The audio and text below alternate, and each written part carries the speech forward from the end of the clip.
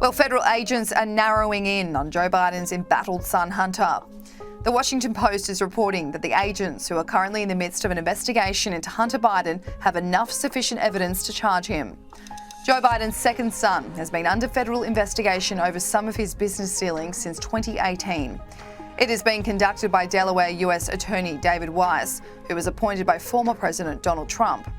Joe Biden did not replace this attorney when he became president because of this investigation, as it could be seen to be a conflict of interest. Federal agents are looking at Hunter potentially committing tax violations, foreign lobbying, and a false statement in relation to the purchase of a gun. However, the Washington Post report only includes potential tax crime charges and lying about a gun purchase. Nothing about foreign lobbying is mentioned.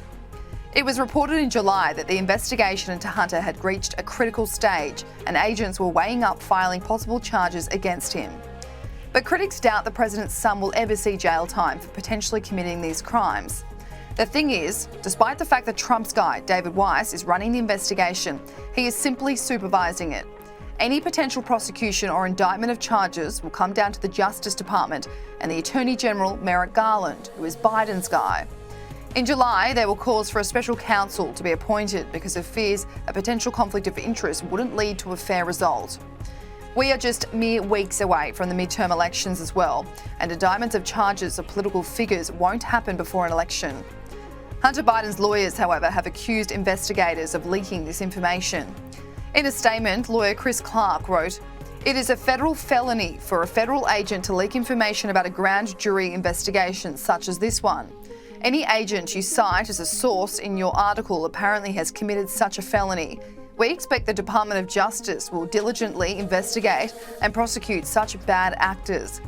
As is proper and legally required, we believe the prosecutors in this case are diligently and thoroughly weighing not just evidence provided by agents, but also all the other witnesses in this case, including witnesses for the defence.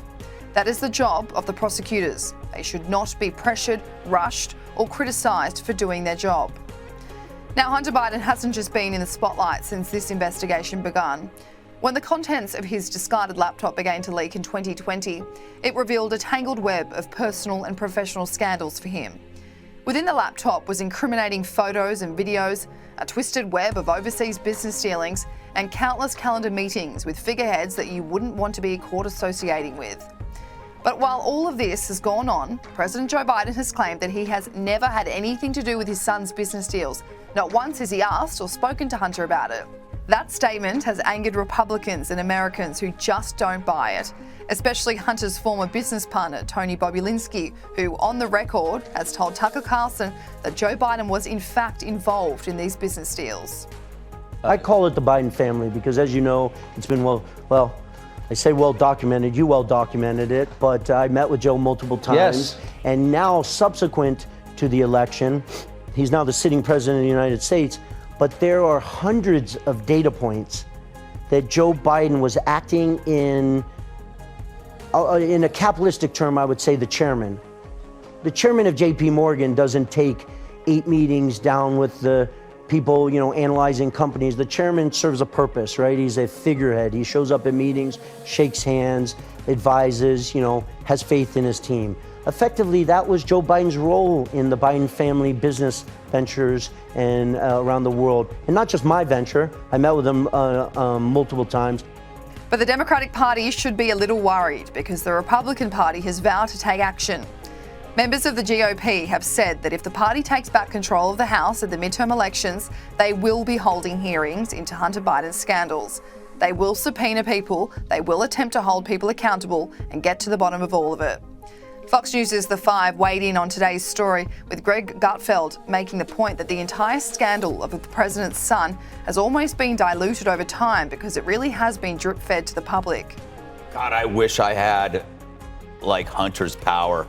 Nobody I know could get away with all of this for so long. To your point about the fact that, maybe this is good for the Democrats. If you were to report any of this stuff prior to the 2020 election, you would have been banned from social media, ostracized by all the smarty pants in the media. But now it's okay. If the Biden stuff had come out in one big chunk, it would have been staggering beyond any scandal.